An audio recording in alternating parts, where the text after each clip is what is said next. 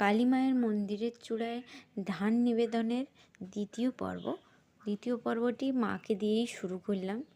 তেমন কিছুই নেই, মার মন্দিরে ধান নিবেদনে কতজন উঠেছিলেন সেইগুলি নিয়েই আজকে এই ভিডিওটি। ছোট বাচ্চারা যারা উঠেছে তাদেরও ইচ্ছা যে আমরাও মায়ের মন্দিরের চূড়ায় একটু ধান নিবেদন করি। এই যে ছোট বাচ্চাগুলো উঠেছিল, নেমে গেল। কিছুজন আবার উঠে পুরোটা চূড়ায় পর্যন্ত উঠতে পারেনি ভয়ে। তারপর যেহেতু আমাদের চারজন জেঠু মিলে আমরা ভূমিদান করেছি কালী মায়ের মন্দিরে, সেহেতু ভূমিদাতা হিসেবে আমাদেরই বাড়ির কাউকে একজনকে আগে ধানটা নিবেদন করতে হয়েছে।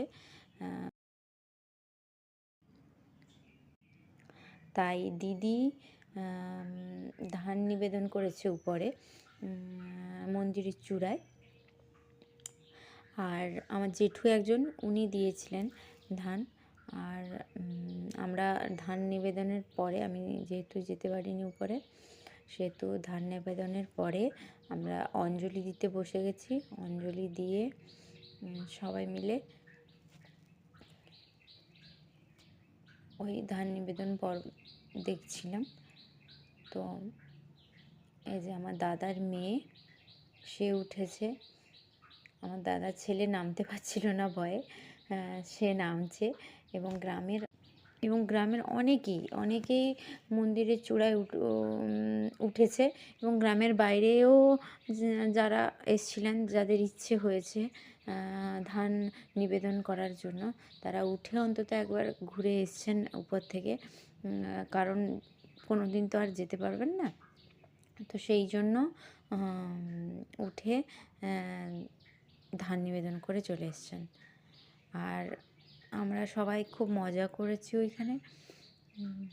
এই যে আমার দাদার ছেলে, ওর ভিডিও করতে হবে ও বলেছিল। ব্যাস, এই ব্লগটা এইটুকুই। এই যে ধান সমস্ত, আর যেই ধানগুলো জমে থাকলো সেগুলো মায়ের মন্দিরের নির্মাণ কার্যে ব্যবহার করা হবে। এবং সবাই একসঙ্গে বলো, জয় কালী মায়ের জয়।